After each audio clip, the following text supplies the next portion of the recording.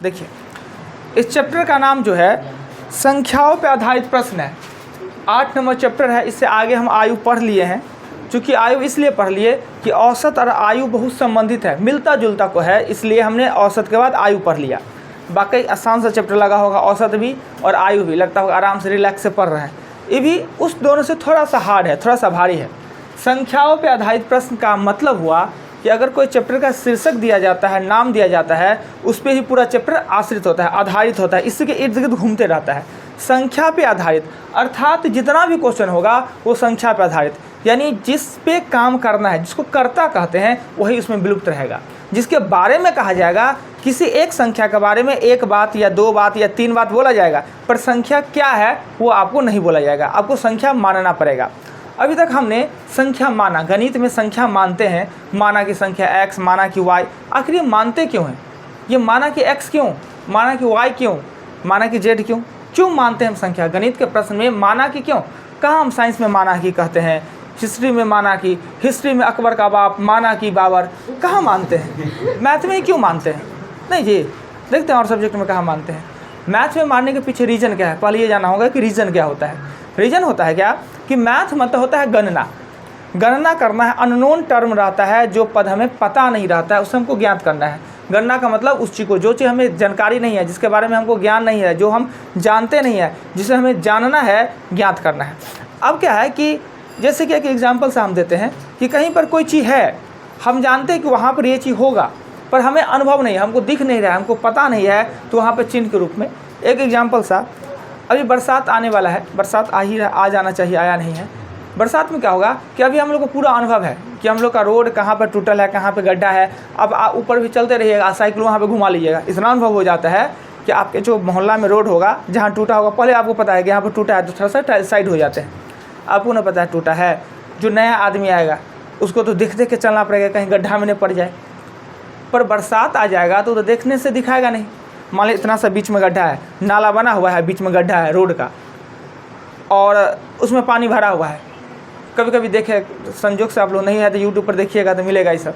Cycle से जा रहे हैं, वो गड्ढा में अगला चक्का पड़ा गड्ढा में, उसके बाद तो कितना अच्छा सा फील होता है। किसी के साथ हुआ भी होगा, गड्ढा में कभी जा रहे हैं साइड से जा रहे हैं, गड्ढा में गिर गया चक्का, तो गड्ढा वहाँ पे है पर हमें पता नहीं है। तो कुछ समाज से भी लोग होते हैं, वो क्या करते हैं कि उनको पता है कि यहाँ गड्ढा है, कोई अननोन आदमी आएगा तो गिर जाएगा, तो वो क्या करेंगे, वहाँ पे कोई झंडा गाड़ देंगे लाल। लोग को पता हो यहाँ पे गड्ढा है, यहाँ पे नहीं जाना है। या नहीं तो कुछ लोग क्या करेंगे, वहाँ पे जंगल वंगल सब दे देंगे कि यहाँ पे आप मत जाइए, यहाँ पे गड्ढा है। तो गणित में भी जो पद हमें पता नहीं रहता है, जिसे हमें ज्ञात करना होता है, उसे चिन्हित रूप में चिन्ह देने के लिए हम कोई सिंबल दे देते हैं। ऐसा मजबूरी नहीं है कि एक्स से मानेंगे, ऐसा कोई मजबूरी नहीं है कि एक्स मानिए या आप वाई ही मानिए या जेड मानिए। सिर्फ गणित का जो अंक होता है, संख्या होता है, और जो चिन्ह उसमें प्रयोग होता है, गणित के गणना के लिए जो अंक, संख्या और सिंबल पर प्रयोग होता है, उसको छोड़ के कोई भी सिंबल आप वहाँ पे दे सकते हैं। सिंबल की जगह पर एक्स वाई जेड की जगह पर आपको मन है तो हाथी का चित्र बना दीजिए, नहीं मन है लालटेनों का चिन्ह बना सकते हैं, वो से ज़्यादा खुश हैं तो गुलाबों का फूल, कमल का फूल बना सकते हैं, पर कुछ न कुछ देना पड़ेगा। तो पूर्वज मानते आए हैं, पूर्वज से मानते आए हैं एक्स वाई जेड या ए बी सी, तो हम लोग भी मानते हैं। ए को मानना है तो एक्स, 2 को मानना है तो वाई, 3 को मानना है तो जेड, 4 को मानना है तो ए बी सी डी कर देते हैं।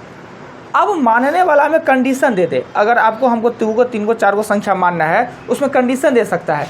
कंडीशन ये दे सकता है कि 2 को संख्या मानिए तो एक्स, 1 वाई, 3 को संख्या मानिए तो एक्स वाई जेड या ए बी सी।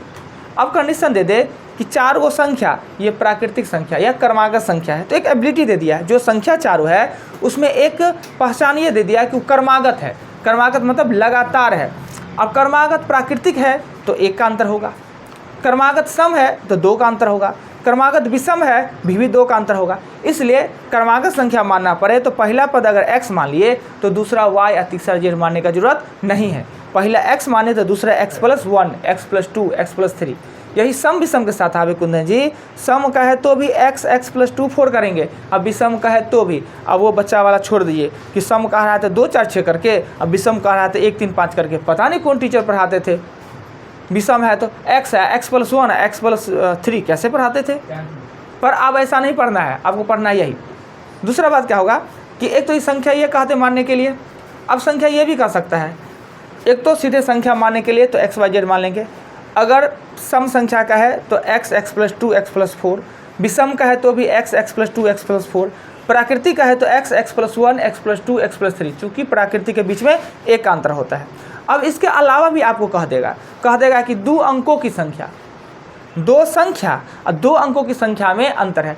सीधे संख्या का मतलब हुआ संख्या 1 अंकों का हो सकता है, 2 3 4 5 कुछ भी हो सकता है, पर 2 अंकों की संख्या कहा तो निश्चित है कि 2 ही अंक, उसमें एक इकाई अंक होगा एक दहाई, तीसरा का कोई उपाय नहीं है। हम जानते हैं कि 2 अंकों की संख्या कितना होता है दुनिया में, 90 होता है। अगर आपसे कोई पूछते 3 दहाई और 2 इकाई का मतलब क्या होगा, 3 दहाई या 2 इकाई का मतलब कितना होना चाहिए, 3 दहाई या 2 इकाई, यानी 3 दहाई मतलब 3 गुने 10 30 और 2 इकाई मतलब 2 गुने 1 यानी 2 32 होगा। यानी दहाई का मतलब होता है कि स्थानीय और जातीय मान हम पढ़ते हैं, अगर कोई संख्या लिखा हुआ है 7 3 2 लिखा हुआ है तो अगर ऐसे पढ़ेंगे तो ये 2 है 3 है 7 है, पर इसका स्थानीय मान ये इकाई का स्थान पे है यानी 2 गुने 1 है, दहाई का स्थान पर है यानी 3 गुने 10 है, और सेकर का स्थान पर है तो 7 गुने 100 है, 100 है। तो अगर 2 अंकों की संख्या आपको कह दे 2 अंकों की संख्या, तो आप 2 अंकों की संख्या मानेंगे, एक संख्या इकाई का अंक अगर y माने और दहाई का अंक x तो आप संख्या मानेंगे 10x प्लस y। 3 अंकों की कह दे, 3 अंकों की संख्या दुनिया में कितने, 900, 3 अंकों की कह दे तो 100x प्लस 10y प्लस हम z करेंगे, यानी उसका स्थान वही अंक पलटने पे। अब आते हैं ऊपर में, यानी कि जो चैप्टर आपका है संख्या पर आधारित प्रश्न, प्रत्येक क्वेश्चन में आपका जो संख्या रहेगा वो अननोन दे देगा। प्लस का है तो भी, अंतर का है तो भी, अधिक है तो भी, कम है तो भी। इसका मतलब नहीं है कि कम मतलब माइनस होता है, अधिक मतलब प्लस होता है, डिपेंड करता है कि हम उसको बनाना क्या चाहते हैं ना। अगर अधिक का मतलब को भी हम माइनस में लिख सकते हैं और कम के मतलब को भी हम प्लस में लिख सकते हैं, हमको जो सुविधा लगता है उस हिसाब से हम लिखते हैं। क्या अधिक कहा तो हम जोड़ देंगे, हमसे कोई 5 साल का अधिक है तो हम जोड़ेंगे ही, कि घटा भी सकते हैं जी। मान लेते इनसे हम 5 साल के बड़े हैं, हम अधिक हैं, तो क्या हमको इसमें जोड़ना चाहिए, अधिक मतलब जोड़ होना चाहिए।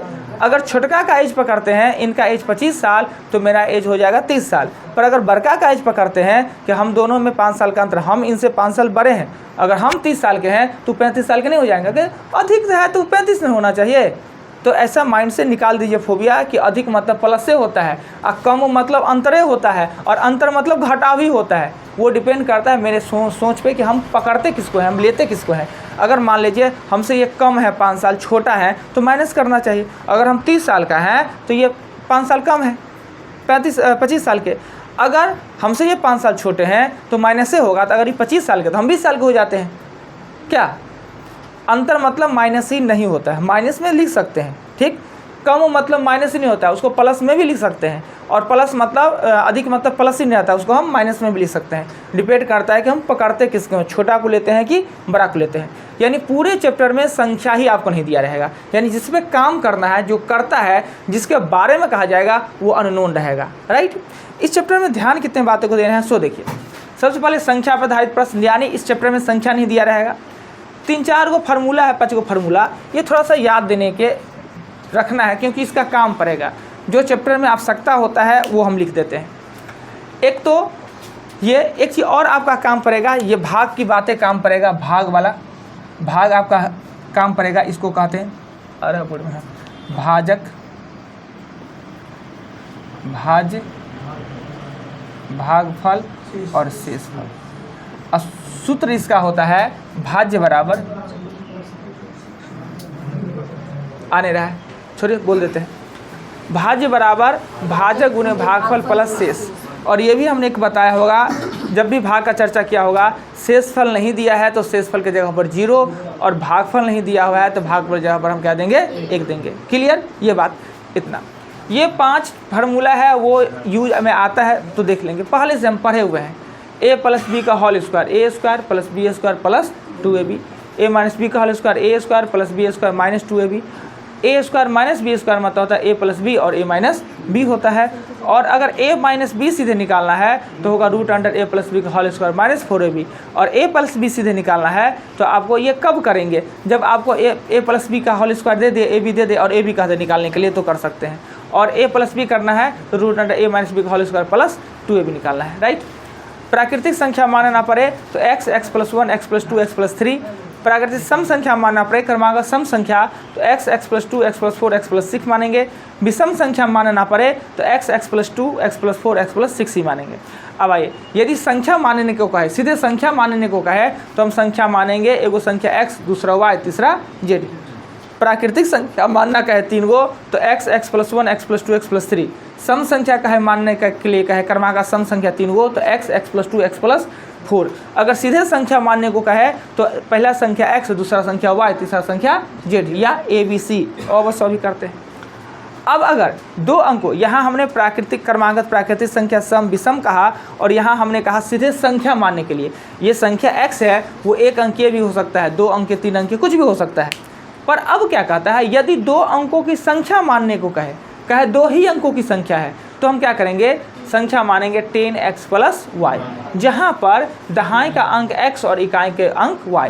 दहाई का मतलब होता है 10 के मल्टीपल में और इकाई का मतलब 1 के मल्टीपल में, सैकड़ा मतलब 3 के मल्टीपल में। अंक पलटने से बने संख्या, अंक पलट देता है तो क्या होता है, ये संख्या है 10x + y है, अंक पलट दे तो संख्या क्या बनेगा, तो 10y + x बनेगा। क्लियर। अब कहता है 3 अंकों की संख्या मानने को कहे तो हम मानेंगे 100x + 10y + z। इतना ये भी पलट जाएगा, पलटने पर तो इसको करेंगे 100z + 10y + ये हो जाएगा x पलटने पर। क्लियर। अब 2 चीज़ आपको जो 9th और 10th में बहुत ज़्यादा पढ़े होइएगा वो है ये समीकरण। इस समीकरण को हल करना आपको आना चाहिए।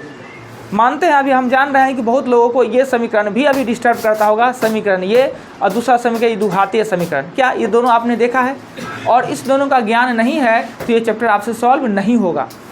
ये प्रकार का समीकरण रहता है तो इस प्रकार के समीकरण में क्या कहते हैं कि आपस में प्लस में है तो हम इसको माइनस कर सकते हैं, यानी ये प्लस माइनस में जुटा हुआ है तो दोनों समीकरण को जोड़ सकते हैं या घटा सकते हैं। जोड़ना घटाना 9th 10th में कहा जाता था कि जोड़ते हैं, समीकरण 1 को 2 से जोड़ते हैं, समीकरण 1 को 2 से घटाते हैं और पता ही नहीं रहता है कि जोड़ रहे हैं कि घटा रहे हैं। अब वो सब करने का जरूरत नहीं है कि जोड़ रहे हैं कि घटा रहे हैं, सिर्फ हमको चिन्ह दिखना है।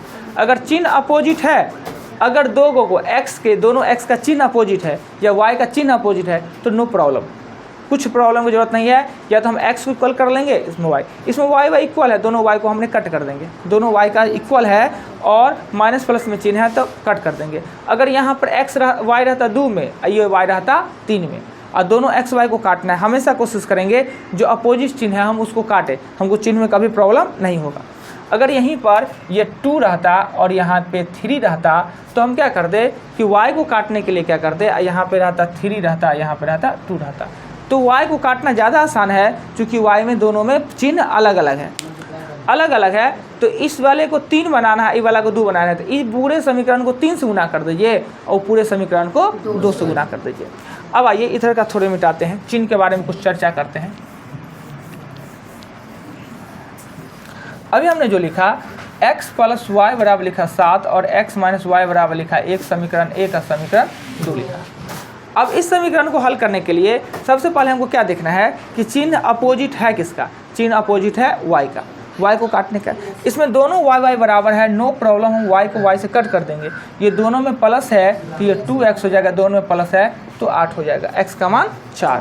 अगर x का मान 4 आ गया, x का मान 4 आ गया तो y का मान कैसे निकालेंगे, कोई समीकरण में x का मान ले लेंगे, कोई समीकरण में, यानी 4 + y बराबर 7 इधर जाएगा तो y का मान हो जाएगा 3। तो ये x y निकालने का सिस्टम हो गया। दूसरा, अगर इसी में कंडीशन क्या होता कि ये 8/, हाँ क्या अब तो बताते पढ़िए ना, कुछ नहीं करने का जरूरत है। अभी हमने बताया कुछ नहीं करने का, फिर से एक और रिपीटेशन करते हैं। ये x + y बराबर 7 और x - y बराबर 1। आपको जब चिन्ह अपोजिट हो कुछ करने का जरूरत नहीं है, न जोड़ने का न घटाने का, दिमाग नहीं लगाना है, सिर्फ हम डायरेक्ट इसको कट कर देना है। अभी दोनों प्लस प्लस है तो 2x होगा, दोनों है तो ये 8 हो जाएगा। अब बताते हैं अगर यही कंडीशन में क्या होता, इसी कंडीशन में होता क्या कि ये x plus Y, 2x plus Y रहता है यहाँ पे 17 और x प्लस वाई बराबर रहता 13। अब क्या करते हैं इस कंडीशन में, क्या करते हैं, अब ये दोनों सेम सेम है, प्लस प्लस है, तो प्लस प्लस क्या करते हैं, नीचे वाले का चिन्ह को बता। अगर इसको माइनस करते हैं तो सबको माइनस करना होगा, माइनस करते हैं तो सबके चिन्ह को अपोजिट कर देते हैं, यहाँ माइनस, ये माइनस, ये माइनस, यानी ये माइनस क्या है, अब ये वाई माइनस वाई है, माइनस एक्स है, अब माइनस 13 है। अब इसको काट देंगे और इसको घटा लेंगे तो ये हो जाएगा एक्स, इसको घटा लेंगे तो हो जाएगा 4 ना। अगर बाय द वे यही कंडीशन में क्या रहता कि 2x माइनस वाई और x माइनस वाई, यहाँ 13 रहता और यहाँ पे 3 रहता, माइनस है तो प्लस करेंगे, तो प्लस करेंगे ना तो और किसी को चेंज करने का जरूरत ही नहीं है, प्लस करेंगे तो ना इसको कुछ करने का जरूरत है ना इसको कुछ करने का जरूरत है, सिर्फ इसे कट कर देंगे। माइनस करेंगे तो सबके चिन्ह को बदल देंगे, प्लस करेंगे तो कोई टेंशन नहीं है, राइट। अब इसी को कहेंगे जोड़ने पर, ऊ वाले में माइनस दिए तो घटाने पर, अगर माइनस चिन्ह देते हैं तो लिखेंगे घटाएंगे, या प्लस दे दिए तो जोड़ेंगे, इस समीकरण होता है। अब क्या होता है कि ये वाला भी एक बात देख लेना है कि 7x माइनस 3y बराबर 17 है और 4x प्लस 2y बराबर 15 है या 25 है। अब इसको काटने के लिए क्या करेंगे, हम हमेशा कोशिश करेंगे अपोजिट चिन्ह वाला को काटे। अपोजिट चिन्ह काटने के लिए इसको 2 से गुना करेंगे, इसको 3 से। अब ये मत कहिएगा कि 2 लाया कहाँ से या 3 लाया, पूरे समीकरण को सेम संख्या से गुना करने पर कोई मान में अंतर नहीं आता है। अब क्या करेंगे, ये 14x लिख लेंगे माइनस 6y लिख लेंगे 34, ये 8x लिख लेंगे और 6y लिख लेंगे और यहाँ लिख लेंगे 50। अब देखिए अब कोई दिक्कत नहीं, सेम है तो कट कर देंगे, सेम है तो कट कर देंगे, ये जोड़ देंगे तो ये हो जाएगा आपको 22x और ये जोड़ देंगे तो 9 और 109। यही सिस्टम है इस समीकरण को हल करने का। अब क्या करते हैं, वो द्विघातीय समीकरण है उसको हल करने का तरीका क्या होता है द्विघातीय समीकरण का। द्विघातीय समीकरण के सिस्टम को सीख लीजिए कि अगर दिया हुआ है x² प्लस 2x प्लस 3 बराबर 0, तो हम समीकरण अच्छा वाला लिख ही लेते हैं।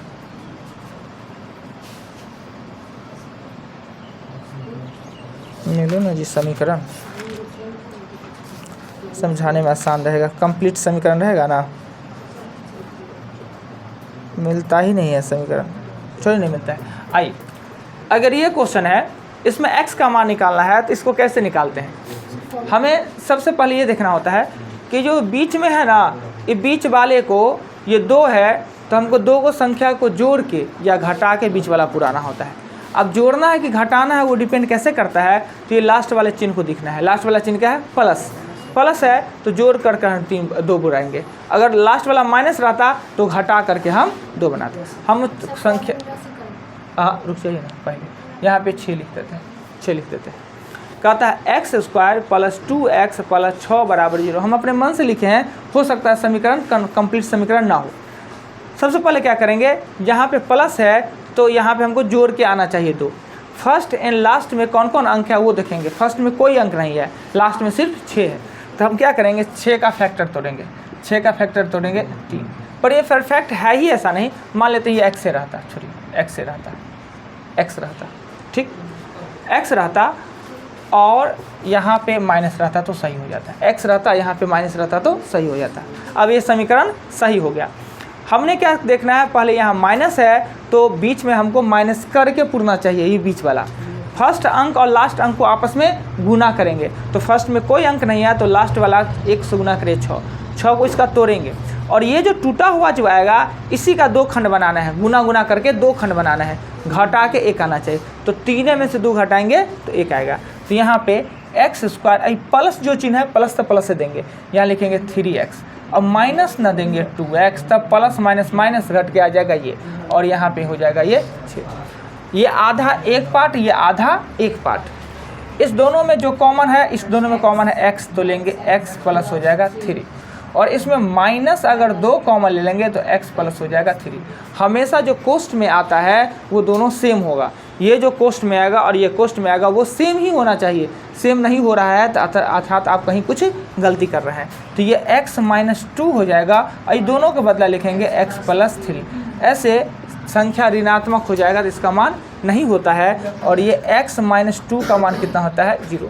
कहेगा कि 0 आया कहाँ से, 0 आया कहाँ से, तो आप याद रखिए कि इसके बराबर में 0 है तो इसके बराबर में भी 0 है, और इन दोनों को गुना करने पर भी 0 है, इसका भी मान 0 और इसका भी मान 0 है, तो 0 और x का मान हो जाएगा कितना 2 हो जाएगा।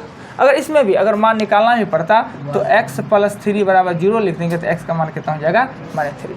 अगर इस समीकरण में x का मान 2 दे दीजिए तो आपका मान हो जाएगा 0। देखिए 2 दे देंगे तो 2 का स्क्वायर कितना हो जाएगा 4, 2 और -6, 4 2 6, 6 6 में से 6 गया, 0 आ गया ना। तो ये दो को समीकरण सीखना आपके लिए जरूरी है।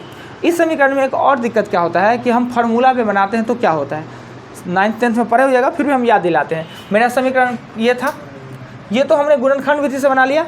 अब समीकरण अब फार्मूला से बनाएंगे तो कैसे बनाएंगे, सो देखिए फार्मूला से बनाएंगे तो सबसे पहले a का मान लिखेंगे 1, b का मान लिखेंगे 1 और c का मान लिखेंगे -6। पहले b स्क्वायर बराबर 4ac, b स्क्वायर ये नहीं होता है, b स्क्वायर बराबर 4ac, तो b स्क्वायर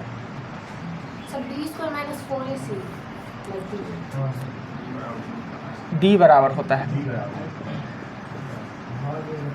ये होता है d बराबर b स्क्वायर माइनस 4ac। तो b का मान है 1 -4 1 और गुने -6, यही ना। तो ये हो जाएगा 6 चक 24 जुट के हो जाएगा, यानी कि 1 और ये माइनस है, अब माइनस हो जाएगा 24, माइनस माइनस क्या हो जाएगा प्लस, अर्थात कितना हो जाएगा 25। डी का मान कितना आया 25। x बराबर होता है -b plus minus √d 2a होता है। x निकालना हो तो माइनस होगा ही, एक बार प्लस एक बार माइनस √d 2a। हम क्या करते हैं कि पहले b का मान कितना है 1 है तो ये होगा -1, प्लस का मान पहले लेते हैं, पहले प्लस लेते हैं। d का मान कितना है, d का मान है 25, 2 और a का मान कितना है 1, तो यहाँ होगा -1 और प्लस हो जाएगा ये 5 और यहाँ पर हो जाएगा 2, इसको करेंगे तो घट के हो जाएगा 4/2 आ गया 2। ये कब प्रोसेस पे चलते हैं याद रखना है, d बराबर b स्क्वायर माइनस 4ac होता है, abc का मान चिन्ह के साथ लिख लेते हैं, और x बराबर होता है -b plus minus √d 2a होता है। जब ये मेरा गुणनखंड ना टूटे तब ऐसा काम होता है। इस बातों को आपने लिख लेना है, नहीं तो वीडियो में है समझ लेना है, खूब अच्छा से वीडियो देखना है। एक हाँ सर ये कब मानते हैं अल्फा प्लस बीटा? अच्छा, जब कहेगा मूलों का योग कहेगा और मूलों का गुणनखंड कहेगा, योग कहे तो अल्फा बट्टा बीटा, गुणनखंड कहे तो बीटा बट्टा अल्फा होता है। तो वो आएंगे द्विघातीय समीकरण पर जाएंगे, इसमें हमको उसका ज़रूरत नहीं है, अल्फा बीटा का जरूरत नहीं है, योग का गुणनफल का जरूरत है ही नहीं, हमें इतना से काम चल जाना है। यानी इस संख्या आधारित प्रश्न में जो काम की बातें हैं वो हमने बताना है। भाग का है पता है कि भाग होता है, भाग का फर्मा पता है, भाग का फार्मूला पता है, भागफल कुछ नहीं तो 1, शेषफल कुछ नहीं तो 0, इतना बात याद रखना है। अगर बोर्ड पे हमने जितना बात बताया ये सभी बात आपको कंप्लीट हो जाए तो दावा करते हैं कि कहीं चैप्टर में कोई प्रॉब्लम नहीं होना है। हमने पहले क्या करना है कि चैप्टर के बारे में सारी बातों को समझाना है, बताया, जो भी आवश्यकता का चीज़ था हमने बताया। पहले भी कई बातें बता चुके हैं, रिपीटेशन कर दी हैं, सिखा दिए। अगले काम क्या होना है कि कल इसमें से कुछ बातें हम आपसे पूछेंगे, आप जाके प्रेम से जो क्वेश्चन लिखे नोट्स भी किए हैं वीडियो को भी देखिएगा। कल नहीं हो तो कुछ बातें अगर आपको कन्फ्यूजन पैदा कर देता है तो हमसे आके पूछ लीजिए पहले, नहीं तो हम पूछेंगे, फिर नेक्स्ट क्या करेंगे हम एग्जाम्पल बताएंगे, राइट। हम एग्जाम्पल बताएंगे, साथ में आप एग्जाम्पल भी सॉल्व कीजिएगा और साथ में जो क्वेश्चन देंगे टारगेट वो कीजिएगा। आज आप लिखना है कितना है 15 नंबर दे दीजिए।